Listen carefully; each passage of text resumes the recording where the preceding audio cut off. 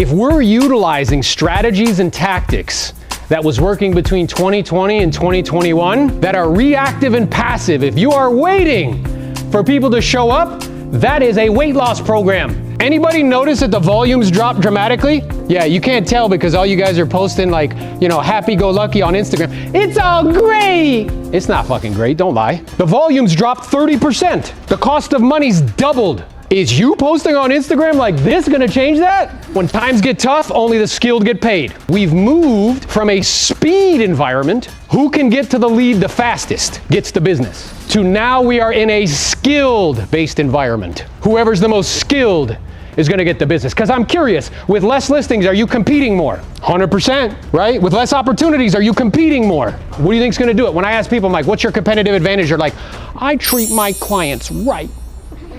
And I'm like, that's fucking dumb. Everybody does that. Like, oh, I put my clients first. Everybody does that. Jack Welch said a long time ago, if you don't have a competitive advantage, don't compete. As the marketplace shifts and changes, we need the right mindset, the right skills, and the right approach. So that way you can continue to get your unfair share. Who besides me is interested in their unfair share? I'm sorry, are we in the right fucking room here? Who besides me is interested in their unfair share? Because check this out, competition's good for who? The consumer. It is not good for me. I do not want to compete, I want to dominate. Make sense? Yep. Okay. Now, how do I know that this is true? How can I speak to you from a place of conviction, the same way I know the sky is blue and the grass is green? I started selling real estate in 2006. And I was being told to sit in open houses, name tag, face on yard signs. I made $13,000 my first year. The reason was I didn't have an accurate assessment of reality. I didn't understand what this game was. But once I understood that the money's not in the service, it's in the selling of the service, then it was off to the races. What's leading to the money? Skills. If you're having mindset issues right now, set one appointment a day and it'll solve it. You're having money problems right now? Set one appointment a day, it'll solve it. If you're considering driving Uber, if we want to set one appointment a day, the first thing we have to do is a mindset. I prospect for appointments, not contacts. A lot of you guys are counting the amount of people that you're speaking to. I prospect specifically for appointments, not contacts. From an approach perspective, a lot of you guys lead from a place of authority, which is really lame. You're like, I don't know if you know, but I sold a home in your neighborhood, right? And I'm the queen of the falls. Did you know that? Can you imagine if you walked into the baker and they were like, hey, you're like, hey, can I get a bagel? They're like, I don't know if you know this, but I'm kind of a big deal. Okay, I make bagels all the time. What would you say to the baker? I don't fucking care. Like, I just want a bagel. Instead, hey, my job's to help you. It's never to talk you into doing anything. I guess I'm curious. You live in a lovely neighborhood. I don't have to tell you that. Great school district. Was there any particular reason you were even considering selling? And then what are they going to do? And who is that about? Yeah, and I'm wondering, because again, like I'm not here to twist your arm at all. Is it an option for you to not sell the home and still move? Like maybe rent it out? I'm wondering, if you were still here 6 months from now and the home wasn't sold, what would that do for you and your family? Like, would that be an issue? I've only spoken to you. You seem to be really excited about selling. I'm noticing there's somebody else on title. How do they feel about it? Anybody besides me ever got really excited, ran on an appointment, talked to the wife, she's pumped, sit down, the husband's like this? And you realize in 5 minutes, they're not fucking doing anything. Whose fault was that? Because I didn't ask? Questions, right? I didn't find out what the situation was because I'm too focused on who? Me, right? Find out how you can add value. What's the situation, right? Relationships plus value over time. Whoever adds more value wins, because I don't know if you guys notice, we all do the same fucking thing. Oh, I have buyers in Venezuela. No, you don't. How many people posted over the last year, we sold $30,000 above the asking price? Are you posting now? I had to lower it 6 times to sell it. Wait, let's get this straight. You were responsible for one but not the other? You know what the real truth is? Neither one of them had anything to do with you. It's market dynamics and conditions. You can get whatever you want in life if you help enough other people get what they want. Focus on what's true for them. What are they trying to accomplish? Why is it important to them? Right?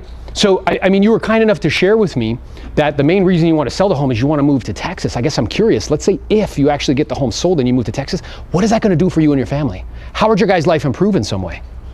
And they tell you, well, this, and this. Okay, and how important is that to you at this stage in your life? Do you see? Who is that about? Now imagine I'm speaking that way and everybody else is like, are you familiar with the techniques that I use? Who are they going to talk to? Is it magic, by the way? No, it's just focus and intention. You got to role play constantly and consistently. Okay? How can you possibly get good at something that you don't practice all the time? Is that not immature? You really think you're going to walk into somebody's house and ask them to pay you 10, 15, 20, 30,000 fucking dollars and you don't practice every day? That's immature. It's actually ridiculous. Can you imagine you walked into the physician, the surgeon, and they're like, yeah, I'm just going to wing this shit. Right? Yeah, fuck it. Like, I feel like I know what I'm doing. Would you allow them to do that?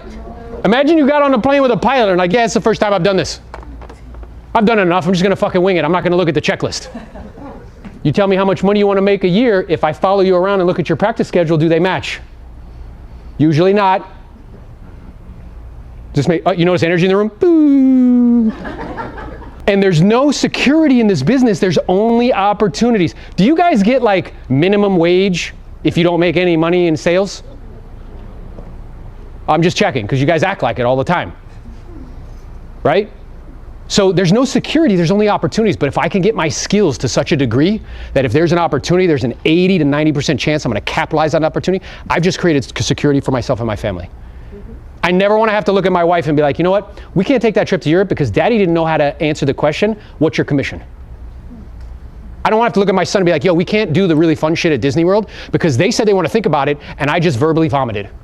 And I walked out of there clicking my heels like, yay, we really connected. They're going to be awesome. And somebody like me comes in and closes them and then you're heartbroken. We all want 1% outcomes. We all want to list 100 homes a year. We want to be physically fit. We want financial freedom and independence. That's a 1% outcome. But we drastically underestimate the volume of activity that's required over an extended period of time to get the 1% outcome. So I role played twice a day, 6 days a week for 3 years. Okay? I would videotape myself presenting. You guys want to have a good time? Videotape your next presentation, get a bottle of wine, sit down with your significant other, be like, this shit's going to be funny. You'll be watching yourself, you're like, what the hell am I doing? What was I even saying? What am I doing? I would videotape myself, right? I would record prospecting calls and type them out. And now I can sit in a room with 200 people and role play with them like this. Can you do that? If I was to call people out at random and be like, hey, what's your commission? Can you answer it with conviction? If I say I want to think about it, what are you going to say? Look, if you guys are on, if I own like a thing that you guys were, responsible for the results, I would stop you in the hallway and be like, hey, we're going to interview another agent. And if you go, you're fired. It's your job. Can you imagine you went to the doctor and you were like, hey, I think I broke my arm. They're like, wait a minute. I need some time. I got to go to YouTube. Oh my God. I got to go. I'm really not prepared today. Come back to me.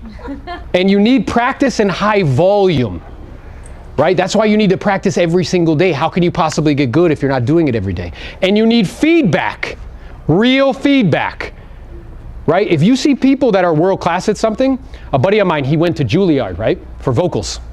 I watched a video with him and a master vocal coach. He would go, the coach would be like, stop. Your tongue is in the back of your mouth. You're not projecting your voice. Do it again. Still doing it. Still doing it. 5 minutes. Stop, start, stop, start, stop. But then when he got it, I heard the difference. I need really high feedback. We have a role play group, guarantees your role play partner 5 days a week. All you have to do is show up. We handle all the scheduling. If you don't show up 3 times, we kick you out. We don't give you your money back. Because the strength of the group is based on the consistency of its members. Make sense? How many people could use that? I grew up in a family where my dad was a furniture repairman. He still is. My mom was a customer service representative. Between the two of them, I don't think they ever made more than $80,000 a year. Now, there's different things in life other than money. We do need money, though. We live on an economic planet. Right around the age of like 14 or 15, I started to notice a pattern. And the pattern that I noticed was a complete lack of planning. No plan around finances, other than praying. No plan around physical health. No plan around spiritual life. And I noticed that that pattern led to a specific outcome. A lack of financial stability. If the transmission went out, like, as would happen on a car, my dad would have to get a second job delivering pizzas